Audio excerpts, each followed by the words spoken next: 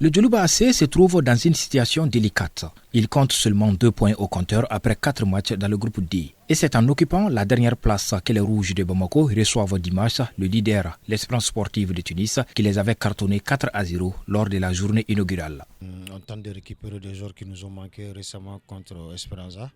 Ensuite des joueurs qui étaient un peu touchés contre Esperanza. Donc on essaye tous rapidement de les récupérer en vue de la rencontre de dimanche. Je pense que la préparation, ça se passe bien. Le parcours du club de Eremakono en phase de groupe est compliqué et il n'a toujours pas réussi à marquer le moindre but en 4 journées disputées. Sur les 4 rencontres, on n'a pas marqué. On a envie de marquer. Ensuite, maintenant, prendre plaisir, se faire plaisir dans le jeu, surtout, ça va être très important. Et maintenant, je pense que là aussi, ça va carrément dégager la pression du fait qu'on ne marque pas.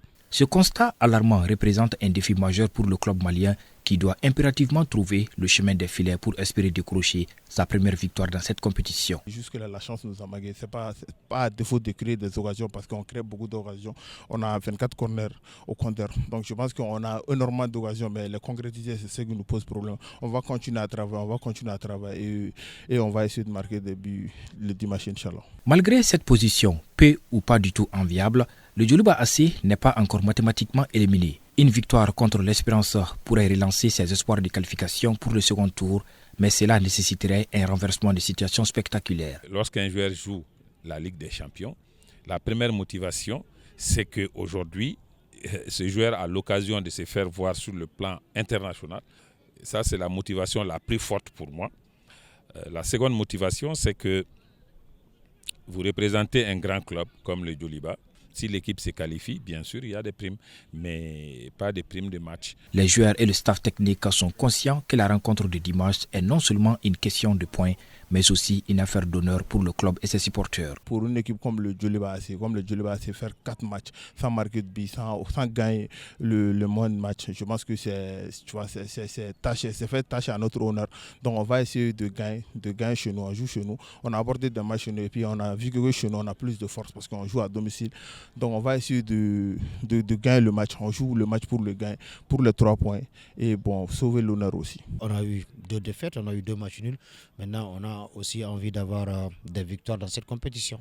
Le match de la 5e et avant-dernière journée de la phase de groupe de la Ligue des champions de la CAF entre le Djoliba AC et l'Espérance sportive de Tunis se joue dimanche 12 janvier 2025 au stade du 26 mars à Bamako à partir de 16h. Le foot, c'est ça aussi. Ce n'est pas de la mathématique pure et ce n'est pas toujours le plus fort qui gagne. Et nous pensons que nous pouvons, n'est-ce pas, bien embêter cette équipe tunisienne. Et nous allons tout mettre en œuvre pour que nous puissions faire un bon résultat à Bamako. Pour le Djoliba AC, c'est l'occasion de se racheter et de montrer qu'il peut rivaliser avec n'importe quelle équipe sur la scène continentale, tandis que pour l'Espérance de Tunis, il s'agit de confirmer son statut de leader du groupe D. Le Djoliba a toujours une infime chance de qualification. Est-ce que le coach est optimiste?